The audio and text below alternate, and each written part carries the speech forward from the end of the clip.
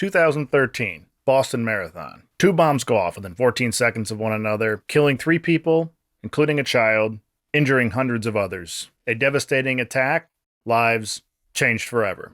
In the immediate aftermath, there was a manhunt to figure out who actually carried out these attacks. We need assistance immediately. Shots fired again. Shots fired again.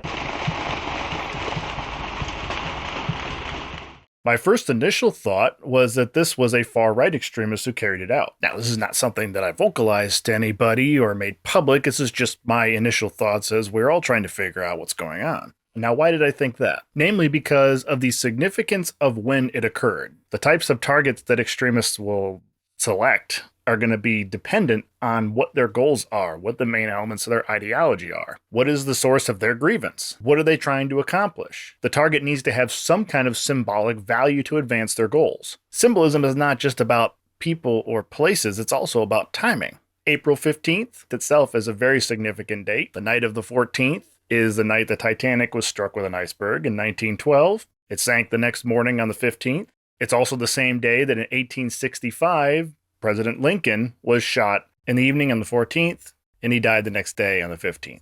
But it's not all bad. It's also the same day in 1947 that Jackie Robinson officially became the first black player on a Major League Baseball team. This whole week, just a very oddly historically significant time. It is also the same week as the events of Apollo 13.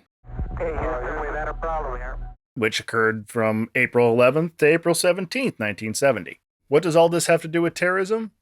Nothing. I've just always thought it was an interesting historical note that was worthy of sharing. The point is that some dates, sometimes, have some kind of symbolic value to them. But getting back to the Boston Marathon bombing, around that time, there had been a lot of growing discontent bubbling underneath the surface for quite a while among the far right. April 15th, normally, not every year, but typically is tax day. The far right extremists tend not to like taxes all that much. It's also Patriots Day in Massachusetts, and there were a couple important historical anniversaries on the horizon, namely the 20th anniversary of the Waco, Texas incident, a standoff in 1993 where federal agents became engaged in a deadly gunfight with members of a religious cult known as the Branch Davidians while attempting to serve them warrants for illegal gun charges, and it ended in a complete disaster. The building catching fire, killing nearly 80 men, women, and children that were inside. This incident, along with others around the same time, served as a rallying call for the extreme far right and was a major contributor to the decision for the Oklahoma City bomber to carry out that attack. The Oklahoma City bombing was deliberately carried out on the anniversary of the Waco incident, and it's no coincidence that a federal government building was selected as the target.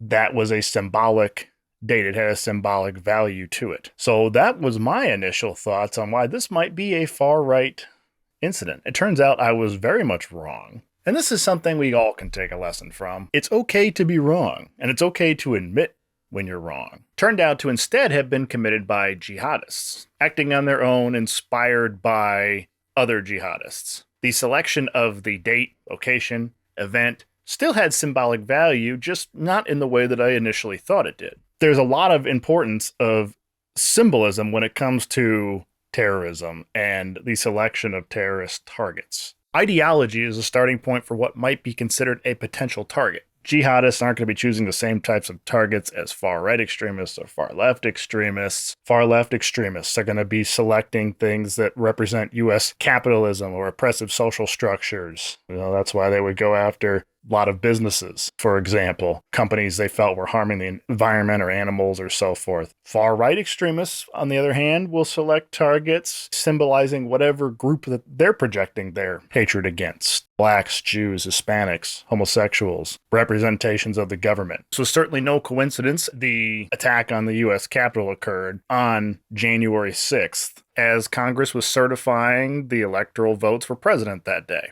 There's no other date and no other time when that type of incident would have occurred. It has a symbolic value to it.